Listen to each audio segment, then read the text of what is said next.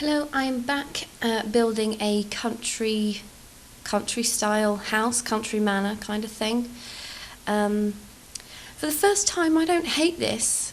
I don't hate the way the outside looks. Usually, I can't stand the external side of my builds, but I keep ploughing through because practice makes perfect. So you just got to soldier on with these things. But yeah, I didn't hate it, which is quite nice to not to not hate it. They say the artist is the biggest critic of their own work. So I don't think that's true.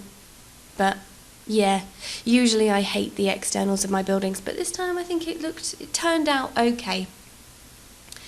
But as normal, I'm probably not really going to talk much about it because I don't really see the point.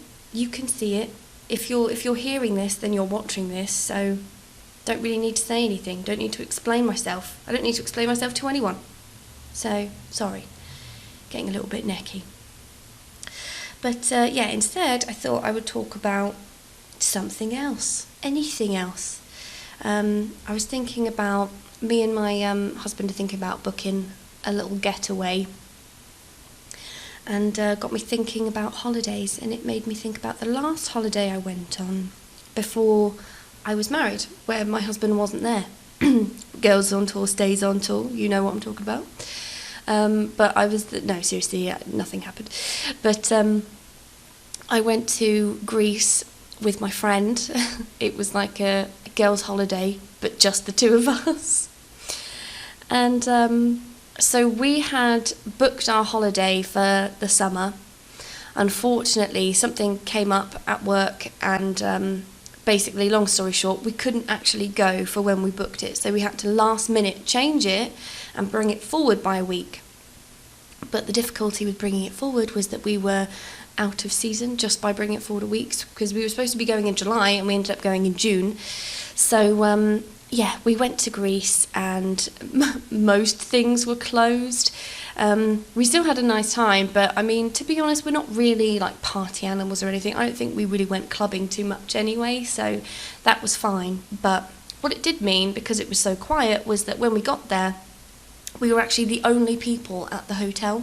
And it was a big hotel as well, massive pool, so we were quite pleased about that. Anyway, so we checked in, and we were shown our room, and it was a nice big, well, it was like an apartment kind of thing. It was nice and big, and when we stood on the balcony, we just saw that, we were the only people there, so it was really, really nice.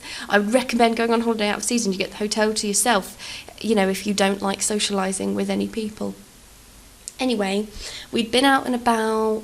This was maybe the second or third day into our holiday, and we'd got really bad sunburn, and we had this massive mirror that was opposite the window, and we were just kind of walking around topless because it's only us two, and we were in our apartment. Obviously, I don't mean wandering around the hotel, just in our apartment, and we were just like looking in the mirror, like, oh my God, look at how red we are.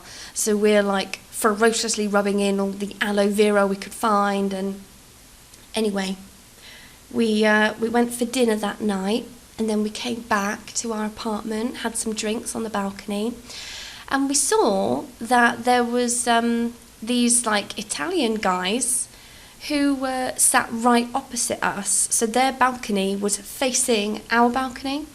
And we were like, oh, we thought we were the only people here. And they were like, oh, well, we're the second group of people here. We only got here today.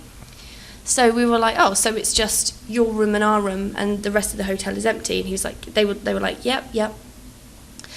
And so we're just kind of like making conversation, just chatting. And my friend mentioned that, I think she made some kind of comment like, oh, be careful because you could get sunburn.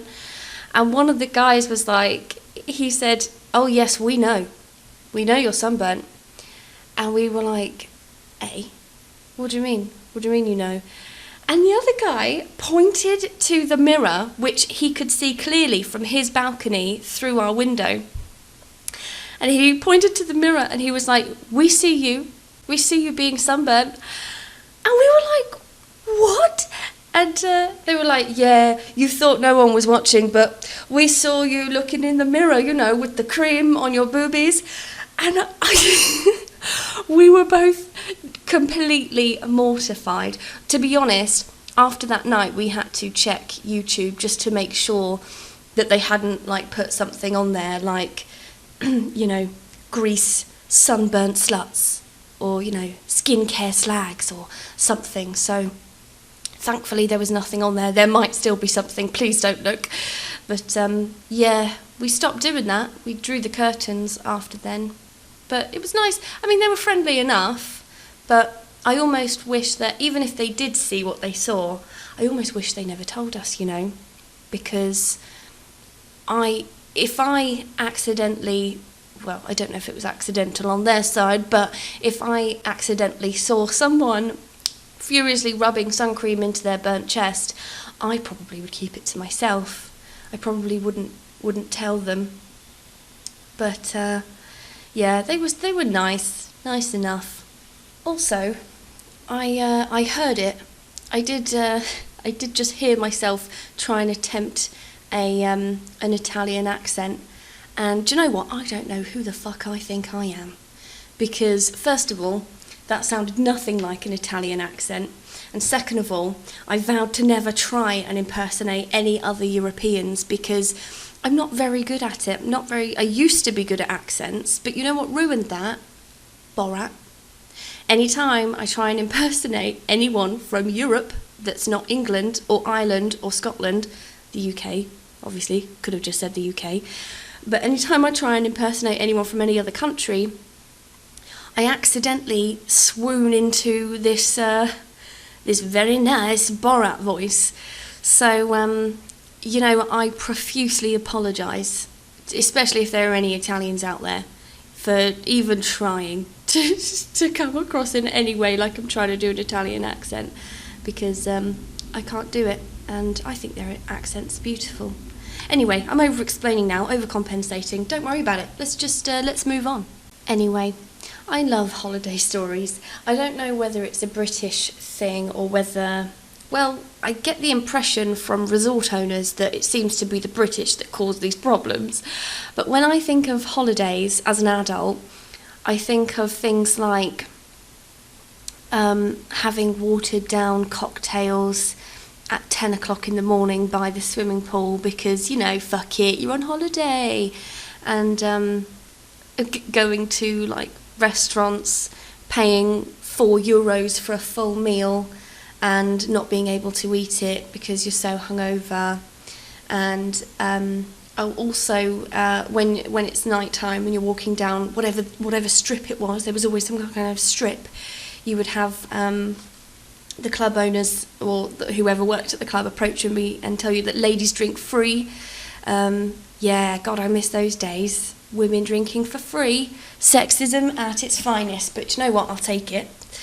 And you used to be able to buy, I don't know if this is still the case, whether the kids are still able to do this now, because I don't go on girls' holidays anymore, but you used to be able to buy NOS balloons at at clubs, which still I think is completely shocking that you can just, you know, at a club in Europe, well, you couldn't in England, but, you know, places like Spain, Greece, the kind of holiday sort of places, you could just go and buy a laughing gas balloon.